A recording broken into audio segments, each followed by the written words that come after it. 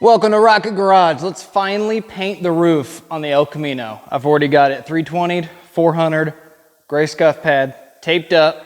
Let's mix some sealer, some base, and some clear, and get this thing done today. Already mixed up some sealer, and we're just gonna spray 2 coats on the roof, kind of a medium wet. It only calls for 1 wet coat, but I was trying out the 2 medium wets to see what it turned out like.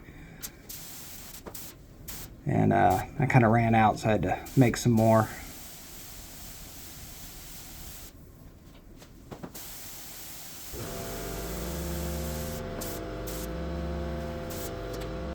And that's how it came out. Pretty slick. Not a whole lot of trash. I think, yeah, you can see it. 1 ding right there in the middle, but that's all right. That's the base coat we're using. Mojave Beige Pearl. A little technique if you're not going to actually wear a suit or something. Just kind of tape your shirt up so you don't snag it on the side of the roof. You can kind of see there I'm playing with the adjustments because this gun, for some reason, was not wanting to spray the metallics down. And I haven't used that gun for base in a while, so I really don't know if it was me or the gun, but it was just not having it.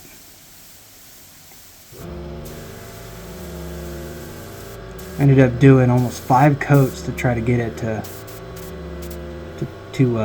stand the metallics up nicely.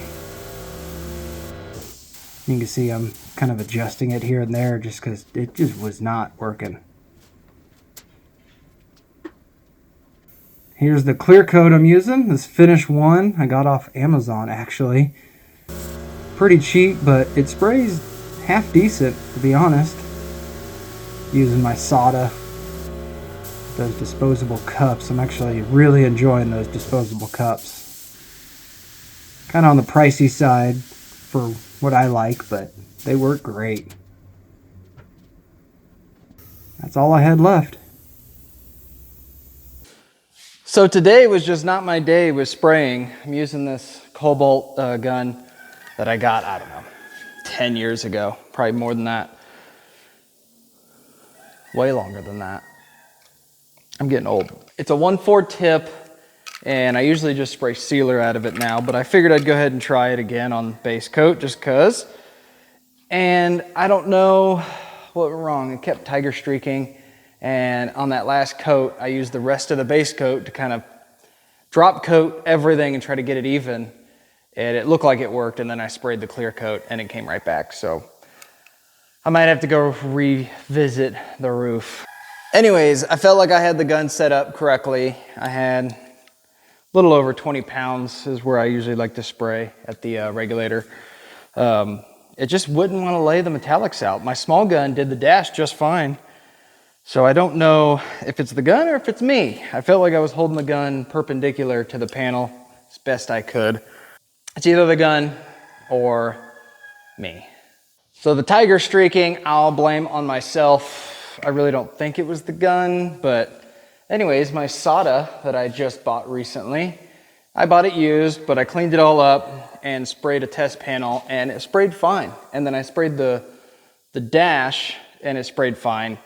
Now it leaks right here out of this air adjustment. So either the O-ring went bad or it got pinched or I don't know, something between then and now.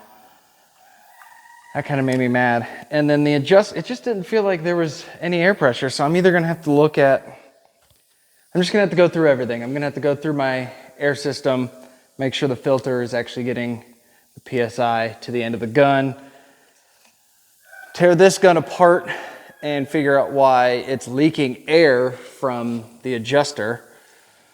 Other than that, this sprayed okay. Just not my day, okay? Sometimes you have those. I don't know if I'm gonna respray the roof or if I'm gonna pull it outside, just look at it, make sure if it looks pretty good, then we'll run it, but. Did 2 coats of that Finish 1 clear.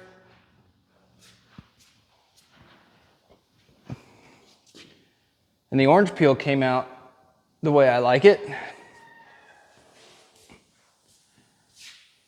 Overall, the roof looks pretty decent. Nice orange peel, almost no trash, which is surprising. And on this side of the roof, you could barely tell, and it could be the lighting of the shop, but the metallics laid out pretty decent on this side.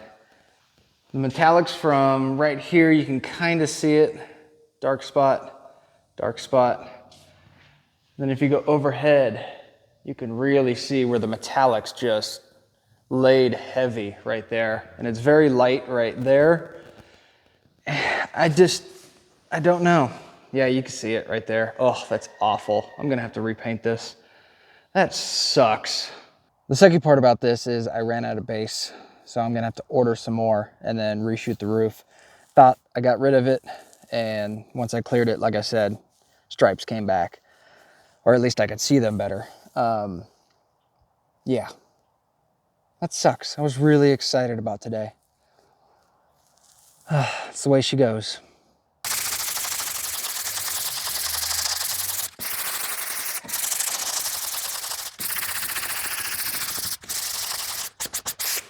Okay, new game plan.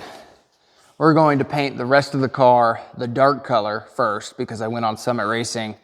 And of course the base coat for that beige gold is back ordered, which is a bummer. And then I found out or remembered that still got to do the speedometer housing, the glove box, and I think another piece in that gold color. So I needed more base coat anyways. I might have had enough if I didn't do another coat and then a drop coat on the roof, but it is what it is. I'm moving on with the original plan of just paint the rest of the car and then we will come back to the roof. I can paint that whenever. It's its own section, so that's not gonna be a big problem. We are doing 320, stick it on a soft block. This is the first time using this Finish 1 2K primer, and I'd say it's decent. It's definitely an entry-level primer, just per the cost, and it doesn't really build that well. But as long as your bodywork is pretty dialed in and your substrate's all sanded, then it'll work just fine. You can probably tell by my voice that I'm a little bummed about the roof. Happens. We gotta get over it. Actually, the big bummer is that the paint's back ordered because I don't know when that's gonna come back. So this is what you're looking for. This is unsanded with guide coat. Always use guide coat. And here you can see the orange peel right there. And then this stuff where I've already sanded it all down. There's no orange peel. There's no 180 scratches. And come all the way down. And you can see like right here, it's almost there, but there's just a couple black dots that I want to sand down. And then we'll move on to the door, move on to the fender, do the bottom. That is my one takeaway. If you can get anything from these videos, it's that. It's okay to mess up. No one's perfect. Just try your best. And if you don't like it, try it again.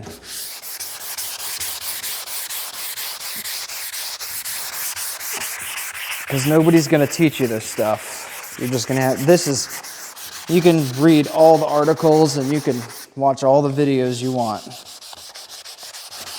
But if you don't go out and do it, even small things, paint a gas tank or paint a door or fender. I mean, that's how they do it in the trade schools, is they'll show you how to paint a door and then show you how to blend a quarter panel, and you'll get the basics, but you don't get the actual knowledge until you do it. And honestly, you don't learn until you mess up a lot. Because once you mess up enough, you go, I don't want to do that again. This is the next day. The entire car, door jambs, This front valance, everything is 320'd. A-pillars, back of the roof, quarters, trunk area. The entire 320 sanding process took me about 8.5 hours on the entire car by myself, which is a little bit longer than I thought it was gonna take, but that's okay. It's done. 400 is gonna be probably half that time, and then 600 is gonna be half that time. And I think I found the problem with my solder. This micrometer, I did not take apart when I cleaned the gun because I was a little afraid. Oh gosh. All right, found that. I did not take the micrometer apart, and then I took it apart last night and put it back together, but this O-ring is pretty flattened. SATA calls it a seal, but look at all the overspray that's in that micrometer tube. I'm gonna deep clean this gun again. I did not do this part. I did not think it was necessary, but the new seal is gonna come with this seal, the inlet seal, and some grease. It was like $45 for that, which kind of sucks, but you know what? I really like how this gun sprays. Spending the $45 for just 2 seals and some grease is pretty crazy to me, but you know what? I really like the way this gun seals, and I've always wanted a SATA because I've used a SATA before, but I never really was able to afford one. And I found this one on a pretty good deal on eBay, so I'm okay with putting some parts into it. Sprays really nice when it first sprayed, so hopefully we can get back there and I can start laying down some glass. Here it is after another 6 hours of sanding, 400 and 600 scuff pad. It is ready for paint. All I gotta do is mask it up, tack it down, and start spraying. You can kind of see the reflection there. It's mostly straight, a couple waves in it here and there, but again, this is not a show car. I am going way above and beyond what this job was gonna call for. Let me know if you guys like this kind of build where it's a pretty tight budget, but we're doing the best with what we know and what we have, trying to make the best car out of little to nothing. I'll do a price breakdown once this car's done and just let you guys know how many hours and all the cost of parts. So if you guys want to see that video, let me know. But also, if you guys want to see more of this style of build, where it's not an all-out, just blown up show car, I really enjoy just the driver quality cars. Honestly, you have more fun in something like this because you're not afraid to drive it around or get a door ding or, you know, go on a road trip, things break. It's not a big deal. So the lesson of this video is when things go wrong, you just got to keep pushing forward. We got the car completely ready for paint.